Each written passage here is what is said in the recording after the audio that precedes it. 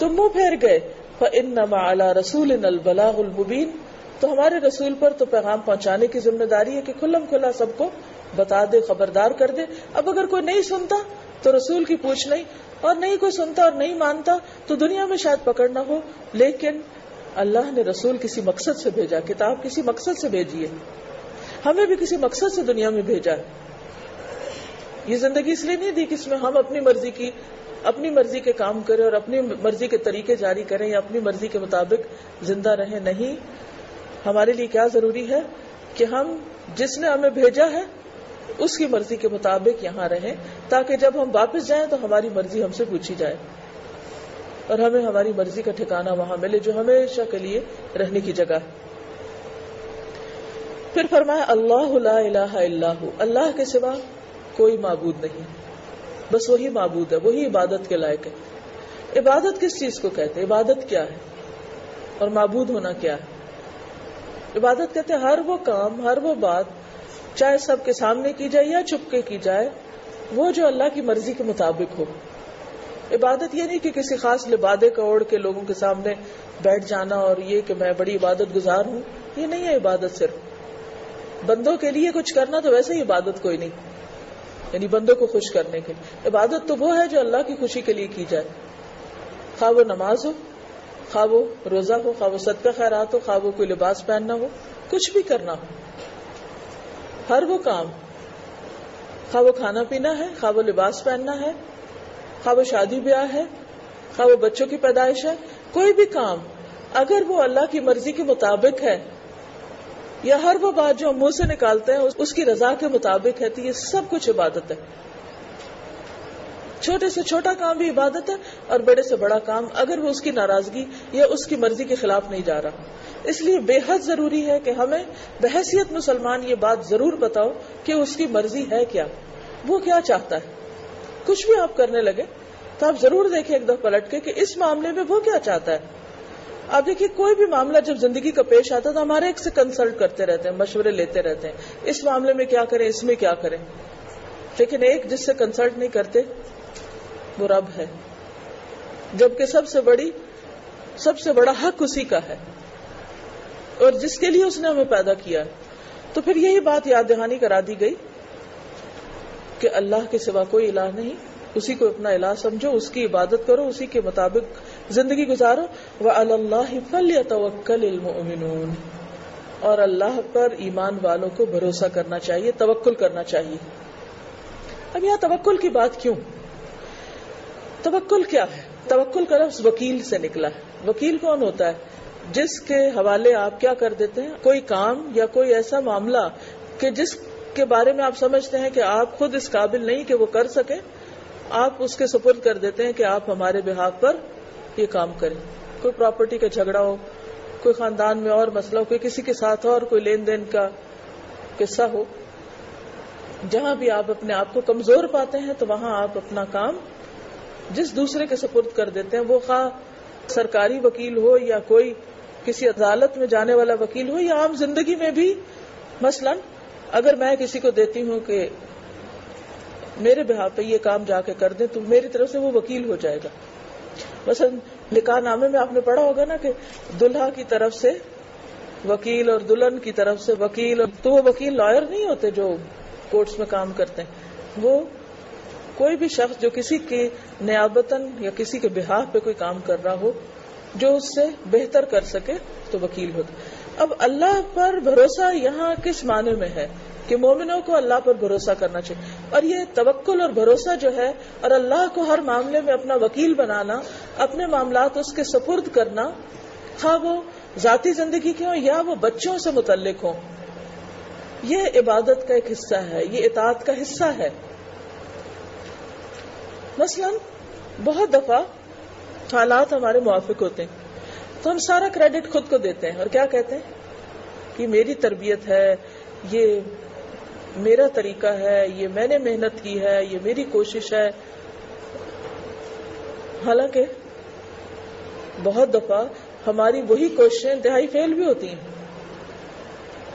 تو توکل یہ ہوتا ہے کہ انسان اپنی کوشش کر کے پھر معاملہ اللہ کے سپرد کر دے، اور جب کوئی چیز موافق ہو تو کریڈٹ اللہ کو دے، اور اگر کوئی چیز مخالف ہو جائے، مرضی کے مطابق نہ ہو، تو بھی اللہ پر اعتماد رکھے، بھروسہ رکھے، اور یہ سمجھے کہ یہ بھی اللہ نے بہتری کیا ہے، اس میں بھی خیر ہے، یہ بھی ٹھیک ہے، میرے حق میں یہ بھی اچھا ہے۔ تو توکل جو وہ ایمان کا حصہ ہے۔ ایمان مکمل نہیں ہوتا جب تک اللہ پہ بھروسہ نہ ہو اور آپ اپنے معاملات اس کے سپرد نہ کریں، اور جب تک آپ اپنی کوشش کرنے کے بعد اس کے حوالے کر کے مطمئن نہ ہو جائیں۔ کیونکہ بہت دفعہ آپ دیکھیں کہ ہم جب کوشش کر لیتے پھر ہم پینک ہونے لگتا ہے، پتہ نہیں ہوگا یہ کام کہ نہیں، پتہ نہیں کیسے ہوگا، پتہ نہیں ایسا ہو جائے گا ویسا نہیں۔ آپ کا کام ہے بس کوشش کرنا، اور پھر اس کے بعد دعا کرنا اور اللہ پہ بھروسہ کرنا۔ اور جب انسان اللہ پہ بھروسہ کر لیتا ہے تو پھر بہت سے کاموں میں بہتری آ جاتی ہے۔ اب آپ دیکھیے بچوں کی تربیت اور ان کی اصلاح سے پہلے توکل کا درس کیوں دیا گیا ہے؟ سوچنے کی بات ہے۔ کیوں کہا گیا کہ اللہ پر بھروسہ کرو؟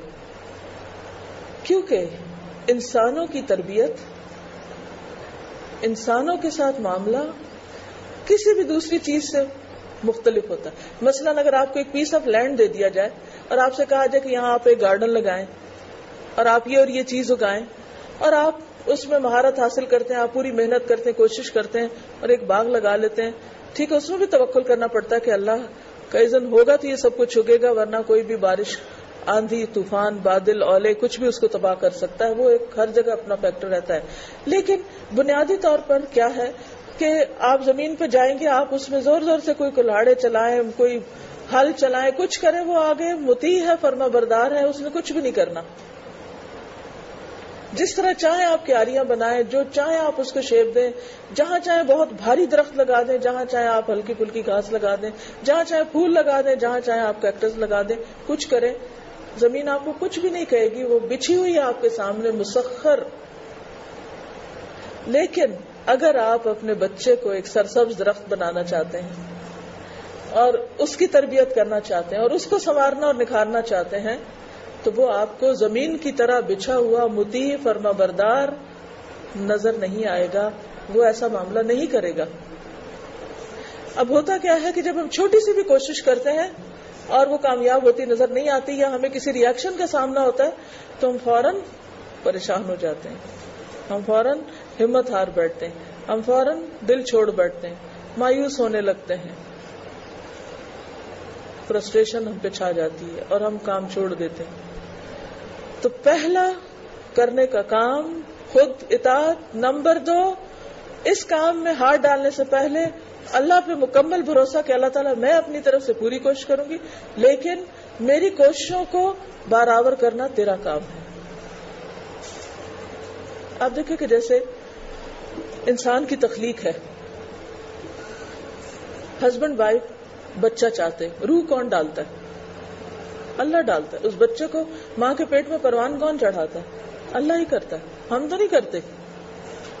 اسی طرح جب بچہ پیدا ہو جاتا ہے تو اس کی پرورش اور اس کی تربیت بھی اللہ ہی کرتا ہے، ہم صرف کوشش کر رہے ہوتے ہیں۔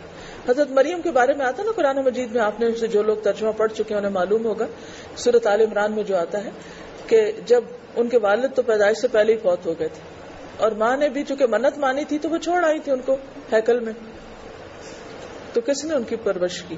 کس نے تربیت کی؟ اللہ نے کی۔ بہت سے بچے ایسے ہوتے ہیں جن کے ماں باپ بچپن میں فوت ہو جاتے ہیں، دوسروں کے گھر پلتے ہیں، اللہ کہیں نہ کہیں بندوبست کر دیتا ہے۔ تو اگر اللہ نے ہمیں یہ نعمت دی اور ہمارے ہاتھوں ہمارے بچے پل رہے ہیں تو مت سوچیں کہ ہم ان کے خدا بن گئے، بچوں کے خدا نہ بنیں، ماں باپ ہی رہیں، اور جو خدا کے کرنے کا کام ہے اس کے لیے خدائی سے دعا کریں، اس پر بھروسہ کریں۔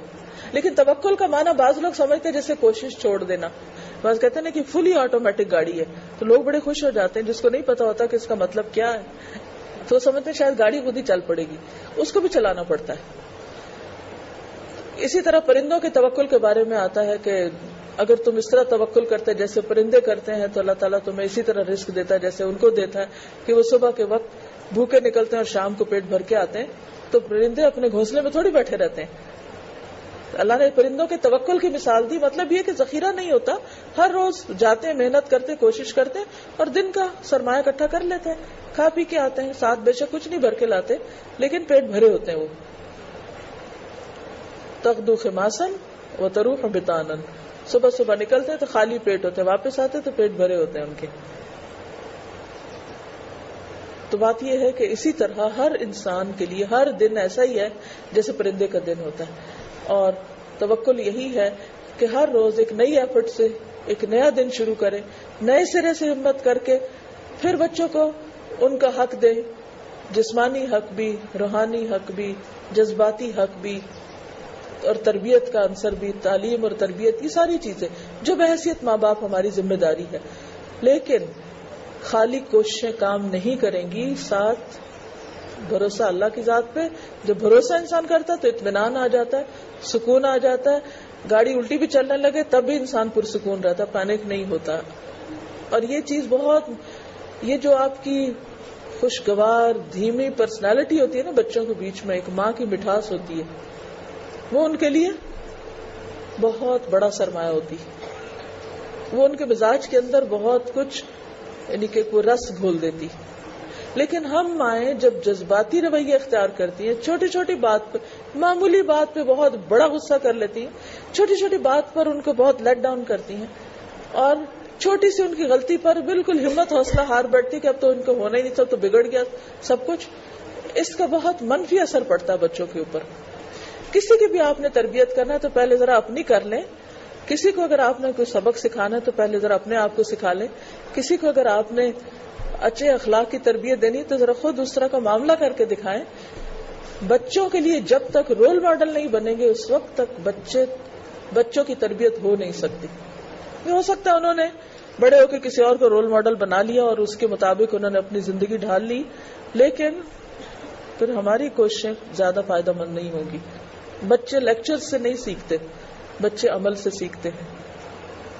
اور ان کی تربیت میں وہ جو ایک مشہور فارمولہ ہے نا کہ 7 سال تک تو بہت پیار دیں، اگلے 7 سال ان کو ڈسپلن کریں، اگلے 7 سال ان کے دوست بن جائیں جب ٹین ایجر ہوں، اور پھر اگلے 7 سال کے بعد ان کو ان کے حوالے کر دیں، ان کو چھوڑ دیں، ان کو اپنا انڈیپینڈنٹ لائف گزارنے دیں.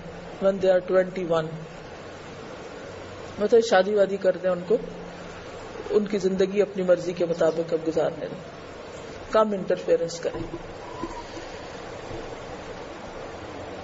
تو ہم کیا کرتے ہیں، بعض اوقات پہلے 7 سال وہ محبت نہیں دیتے جو ان کا حق ہے، اور اگر ہم 7 سال پہلے نہیں دیے نا تو پھر غلط وقت پہ دینا شروع کر دیتے ہیں جو ڈسپلن سکھانے کا وقت ہے. پھر جب دوست بننے کا وقت ہے ٹین ایج میں، تو اس وقت پھر ان کی چھوٹی چھوٹی باتیں میں بادر کرتی ہیں، اور پھر ہم غصہ دکھاتے ہیں، اور پھر ہم فرسٹریٹ ہوتے ہیں، اور وہ ہم سے زیادہ ہم سے بگڑتے ہیں، اور پھر تربیت رہ جاتی. اور پھر جب وہ بڑے بھی ہو جاتے، شادی بھی ہو جائے، پھر بھی نہیں ان کا پیچھا چھوڑتے، پھر بھی ان کی زندگیوں میں بیٹی ہو یا بیٹا، ہمارے کلچر کا یہ حصہ بن چکا کہ ان کی زندگیوں میں مداخلت ضرور کرنی. وہ بتائیں یا نہ بتائیں، کسی نہ کسی طرح ضرور تجسس کرنا ہے، پوچھنا ہے، پیچھا کرنا ہے. اور یہ ہم اپنی ذمہ داری سمجھتے ہیں. جب ذمہ داری تھی اس وقت پوری نہیں کی، اور جب وہ اپنے ذمہ دار خود ہیں تو پھر ہم ان کے ذمہ دار بننے لگتے ہیں. تو اس چیز کو، اس فارمولے کو سیکھنا اور اس کے مطابق عمل کرنا بھی ضروری ہے.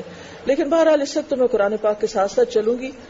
پھر فرمایا یا ایھا الذین آمنوا ان من ازواجکم و اولادکم عدوا لکم فاحذروہم. اے ایمان والو، تمہاری بعض بیویاں، ازواج کا لفظ صرف بیویوں کے لیے نہیں آتا، شوہر کے لیے بھی زوج کا لفظ آتا ہے. عربی میں یہ اسپاؤس کے معنوں میں استعمال ہوتا ہے. بیوی کے لیے شوہر، شوہر کے لیے بیوی. ان میں آپس کے جو تعلقات ہیں وہ ایسے ہو سکتے ہیں جیسے 2 دوستوں کے نہیں 2 دشمنوں کے. اور بہت دفعہ ایسا ہوتا ہے دونوں کی آپس میں بالکل نہیں بنتی، بالکل دونوں کی تھنکنگ فرق، دونوں کے مفادات فرق، دونوں کی دوڑ فرق، بہت کچھ اختلاف ہوتا ہے. ایسا ہو سکتا ہے. اور اسی طرح بچوں کے ساتھ بھی ہوتا ہے. بعض اوقات ہسبینڈ وائف تو بہت ایک دوسرے کے لیے مہربان ہیں، لیکن بچے بالکل ہی اپوزٹ مزاج کے. آپ جو کہیں گے اس سے الٹ جائیں گے، جو آپ چاہیں گے وہ دوسری طرف جائیں گے. اور پھر یہاں پر جو کہا نا کہ تمہارے دشمن ہو سکتے ہیں، تو اس میں ضروری نہیں کہ دنیاوی معاملات میں، دین کے معاملات میں بھی دشمن ہو سکتے ہیں.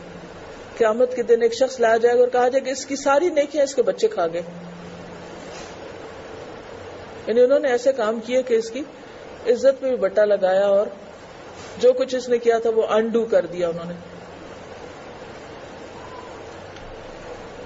تو ایسے معاملے میں جو حل بتایا گیا ہے اللہ نے بتایا وہ کیا ہے؟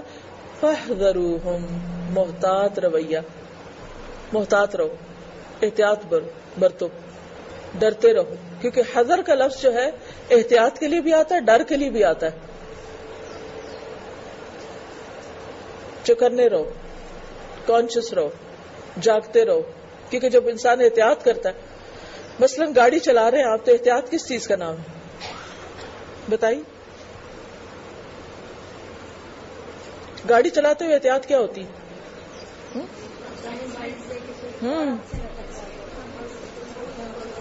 دائیں بائیں دیکھتے ہیں، صرف دائیں بائیں نہیں، پیچھے بھی دیکھ رہے ہوتے ہیں میرر سے، سامنے والے سے بھی، سائڈ سے بھی دیکھ رہے ہوتے ہیں.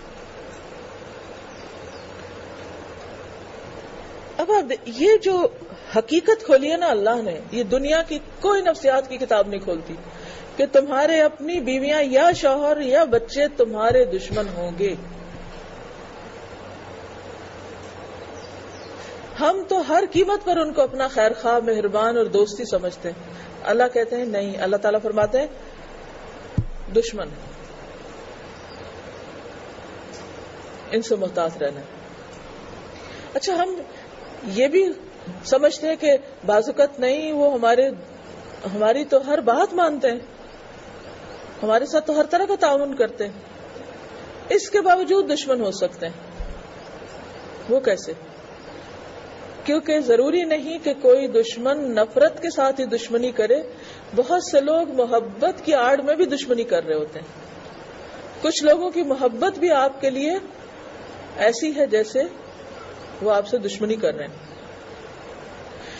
کیونکہ جب کسی سے نفرت ہوتی ہے تو انسان بعض اوقات اس کا اظہار کسی نہ کسی طرح کر دیتا ہے اور آپ کو آپ کی غلطیاں بھی بتاتا ہے. لیکن جب کوئی آپ سے محبت کرتا ہے، وہ آپ کی غلطیاں دیکھ بھی رہا ہوتا ہے، تو پھر بھی کیا کرتا ہے؟ آپ کو محبت کی وجہ سے بتانا ہی نہیں چاہتا، بتا سکتا ہی نہیں. وہ محبت زبان بند کر دیتی ہے. تو یہ بھی تو دشمنی ہے نا. اب دیکھیے کہ ہم اپنے بچوں کے ساتھ دشمنی کیسے کرتے ہیں. مثلا جب بچے چھوٹے ہوتے ہیں، جیسے کہا گیا نا 7 سال کے ہوں تو نماز کے لیے کہو. ہم نہیں کہتے نماز کے لیے. کیوں نہیں؟ کیا وجہ ہوتی؟ کیوں نہیں کہتے؟ نیند خراب ہوگی، ابھی کھیلنے کے دن ہیں، ابھی کپڑے ایسے نہیں پہنے ہوئے کہ جس میں نماز پڑھی جائے. جی، سردی میں وضو کیسے کریں، مسجد کیسے بھیجیں، قرآن ابھی بس پڑھ لیں گے نا، ابھی اسکول کا اتنا کام ہے، ذرا چھٹیاں آئیں گی تو پھر پڑھائیں گے ان کو. اسی طرح بعض اوقات بچے انتہائی غلط حرکتیں بھی کر جاتے ہیں.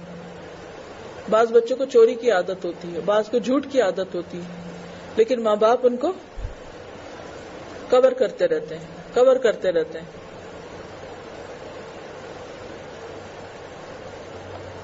کتنی دفعہ ایسے ہوتا ہے کہ اگر کسی نے ہمارے بچے کو کوئی غلط کام کرتے دیکھا ہے اور اگر وہ ہمیں بتانا چاہے تو ہمارا ری ایکشن کیا ہوتا ہے؟ کتنے ماں باپ ایسے ہیں جو حوصلے کے ساتھ اپنے بچوں کی غلطی کو سن لیں یا مان لیں، سننا نہیں چاہتے. بہت سے لوگ بچوں کی وجہ سے آپس میں لڑ پڑتے ہیں. بعض اوقات ہسبینڈ وائف بچوں کی وجہ سے لڑتے ہیں.